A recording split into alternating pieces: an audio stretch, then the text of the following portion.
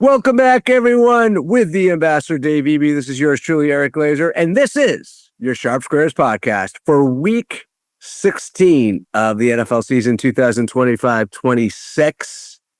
Last week, our Sharps had a pretty good week for them. 53.3% against the number. Our middle game is 3-2. Our pick 5, 3-2. 3-2-1. We earned 4 of 6 points, going 2-1.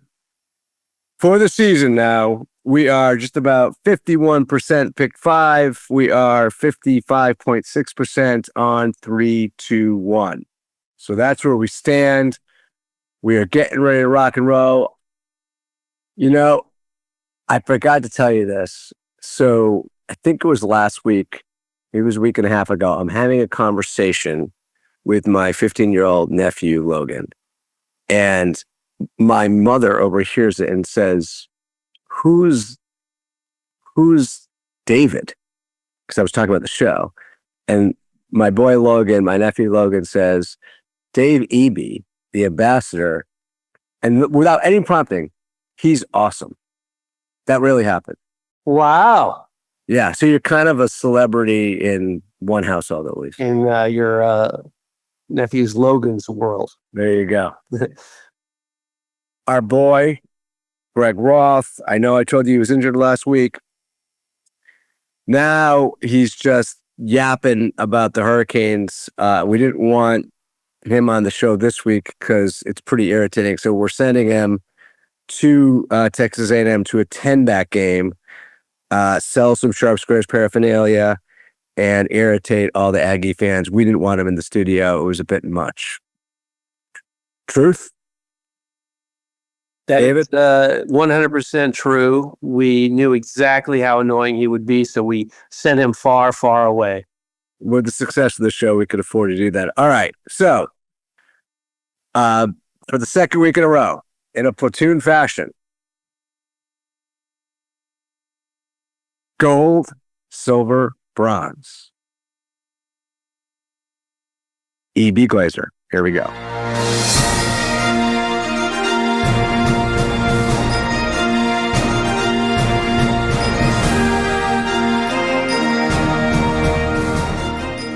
All right, this week we have three medal games, 2 silver, 1 bronze, and the top silver game, our white whale over the last 2 seasons.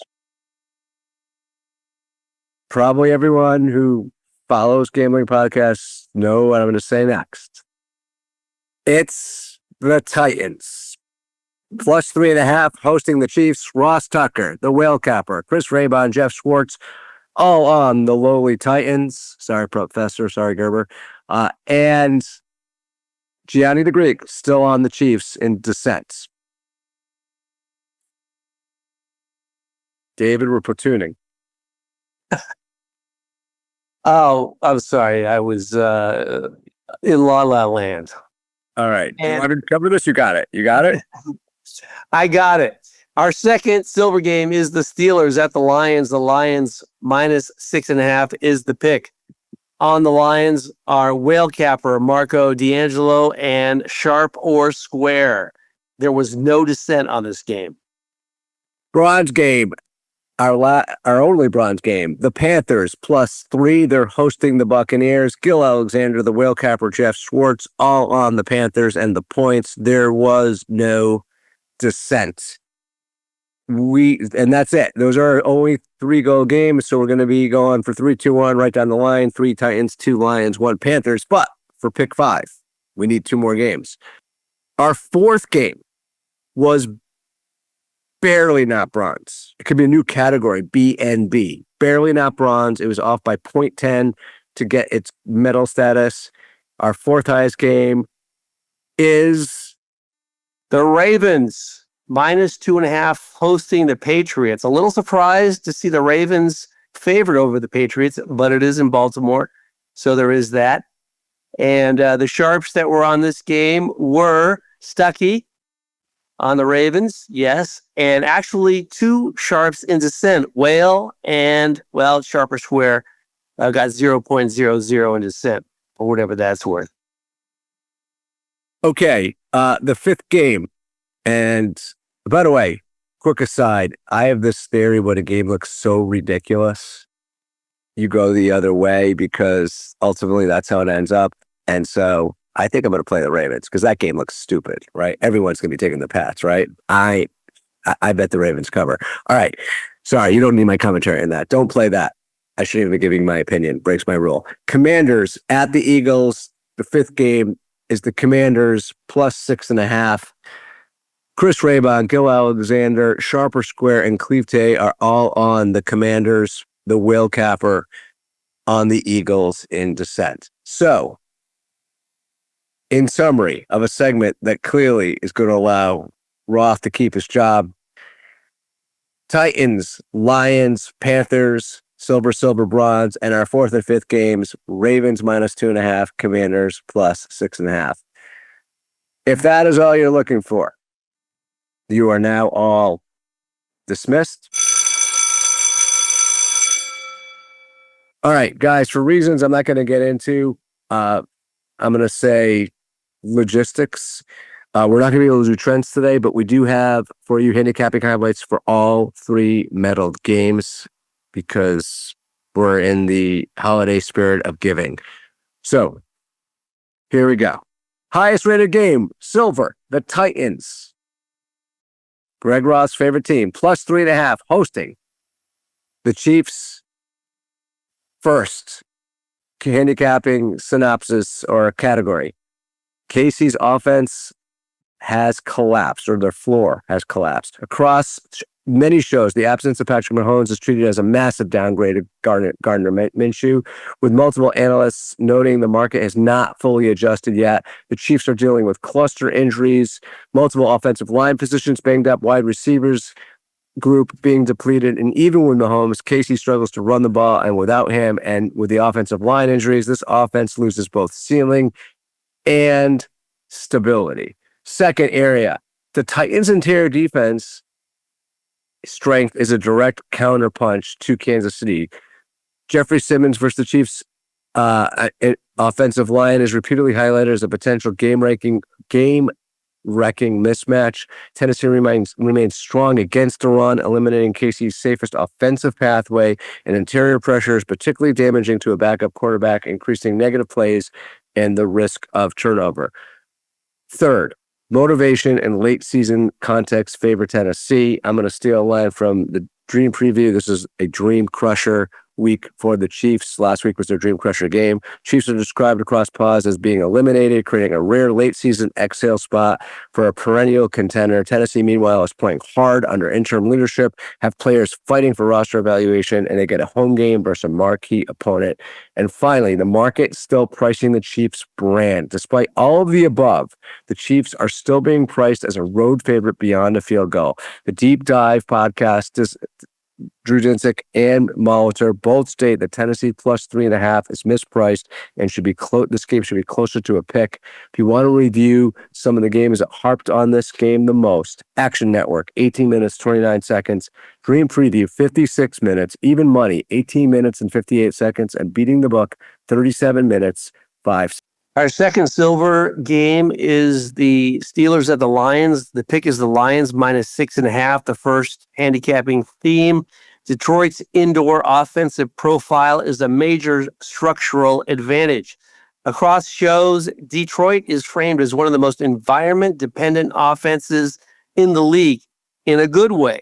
Indoors, the Lions offense benefits from clean timing and spacing, reduced pass rush chaos, and superior red zone execution. Sharper Square emphasizes that Pittsburgh's defensive strengths are blunted indoors, where disruption and randomness are reduced. Second theme, game script favors Detroit early. A major point of convergence across shows is game state dependency. Sharper Square and Bet On It both stress that if Detroit gets an early lead, Pittsburgh's profile collapses. The Steelers are poor when forced out of script. Detroit's offense is built to score early, control the tempo, and turn modest leads into multi-score margins. Pittsburgh, by contrast, lacks hurry-up efficiency, downfield explosiveness, and reliable red zone punch.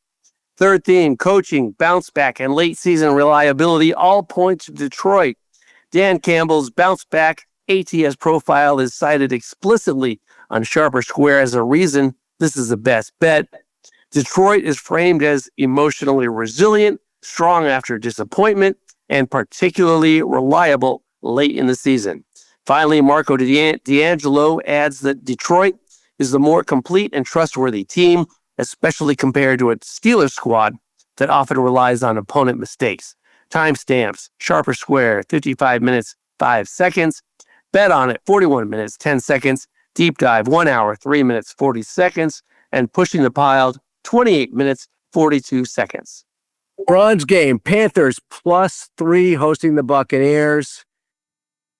Across multiple shows, the Bucs offense has been materially declined since Baker Mayfield's oblique injury, which has reduced downfield efficiency and fewer explosive plays. Tampa now, which relies heavily on the play action, well, it's become easier to defend now as the protection and the QB mobility has slipped. Another area and reason to take the Panthers. The Carolina Panthers defense profile just matches up really well. This is a point of convergence across multiple pods that we cover. The Panthers defensive philosophy: concede short gains, eliminates explosive ones, and forces methodical drives. This approach directly attacks Tampa's reliance on play action chunk plays.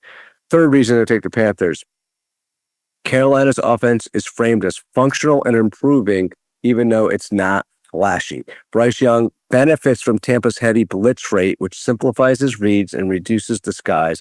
Carolina does not need elite wide receivers to function. The offense is driven by run game, structure, and play design.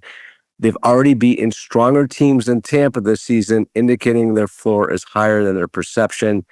Finally, the divisional and market dynamics favor the underdog here. There's division familiarity, which reduces variance and inflates the underdog value. And finally, multiple analysts state they cannot mathematically justify Tampa Bay laying a field goal or more given the current situation. Timestamps here if you want to break this down and get it from the proverbial horse's mouths. Forward progress, 22 minutes, 14 seconds. Bet on it, 36 minutes, 42 seconds. Deep dive is 1 hour, 14 minutes, and 30 seconds. And pushing the pile is 31 minutes, 18 seconds. All right. Decent work. Not our best work. Sorry about the trend situation, guys. However, and probably you know this, none of us working on this show are sharp. Neither is our favorite fellow degenerate down in Texas. However, this is your Sharp Squares podcast. Good luck out there.